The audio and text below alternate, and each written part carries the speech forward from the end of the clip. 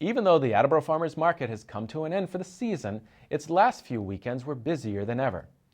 The market held its first inaugural apple pie contest where over 10 local residents and vendors competed to see who could make the best pie.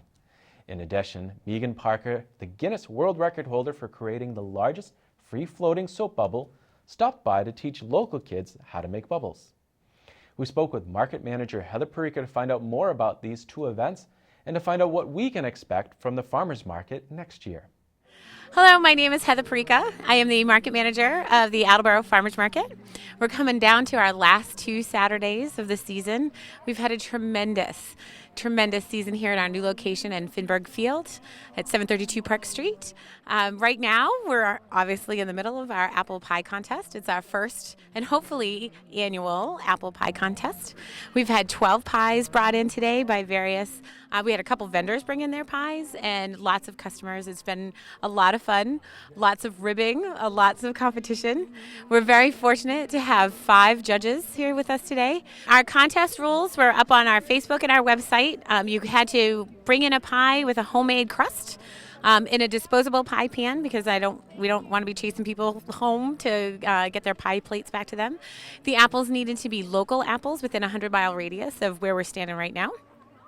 No nuts or anything like that, and they just had to have their pie in by 10 o'clock this morning so that we could have our judging today. We do have a first, second, and third place winner. We also have some honorable mention. There's a criteria that we have for appearance, flavor, filling, and general overall delightfulness.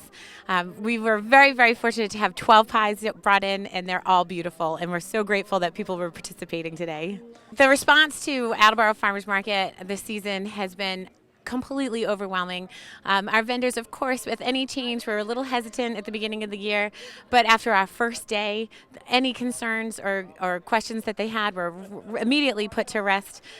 We are getting a clientele not only from Attleboro, but our surrounding towns, from Providence and Plymouth, and we've had an amazing turnout for our food pantry, we've hosted all 7 food pantries here in the city every week. We've had a Guinness Book of World Record bubble blower lady. She's here today. She's come twice this year. We're really lucky. We have very, very generous vendors and participants today. My name is Megan Parker. According to all these children, my name is the Bubble Lady. But, yeah, that about wraps it up because, I make soap bubbles. Big, small, it's all fun. I was online looking for fun stuff to do at my son's birthday party a couple summers ago. And I follow website to website looking for different stuff, and I stumbled on, I think it was a YouTube video of somebody making these enormous soap bubbles in their backyard, and I just thought it was the coolest thing, and I had to try it. So it just sort of evolved from that. I'd go outside to practice with it because I wanted to do it at my son's birthday party, and I got swarmed by neighborhood children. So it kind of, it just sort of happened. I used the world record attempt for the world's largest free-floating soap bubble as sort of a launching platform for my party bubbles business. I do kids' parties and outdoor festivals and events, things like that. More or less, it's pretty much what you see here going on, the kids making their own big bubbles, and it's just a whole lot of fun. There's very stringent guidelines that Guinness established, so you gotta follow the rules and do all the documentation and all the paperwork, and it's quite the process. I think making the bubble was probably the easy part. They measure it by volume because it's odd-shaped, but once it's closed, the volume doesn't really change because, it's going to last all of 10 seconds maybe. But it was 729 cubic feet. And now if that was a perfect sphere, which they never are that big, the bubble would have been just over 11 feet in diameter. So pretty big bubble. But it took a team of 6 photographers, a videographer, a computer science professor, and a math professor to help me figure that one out. It jet propelled me into business. It really it took off beautifully. It was a very, smart marketing strategy, I think.